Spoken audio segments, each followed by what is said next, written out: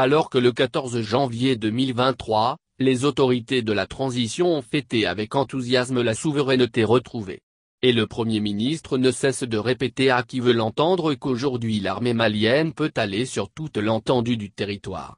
En visite depuis vendredi dans la cité des Askia, le chef de l'administration, Khshogel Maïga, a annulé son voyage sur Borem qui est à 95 km de Gao et même à Ansongo, sa ville natale.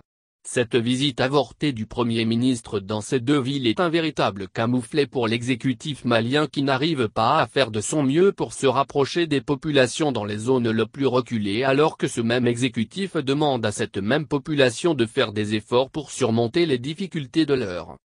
En annulant cette visite sur Borem et Ansongo alors que les habitants attendent que l'État s'affirme, créant l'espoir, Khshogel Maïga a juste abandonné en plein vol les populations de Borem et d'Ansongo pour reprendre sa rhétorique.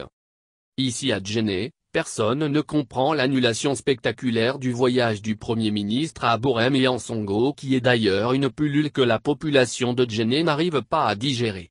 Beaucoup estiment que Khshogel aurait dû user de tous les moyens à sa disposition pour aller rassurer moins les populations de ces deux villes en proie à une insécurité.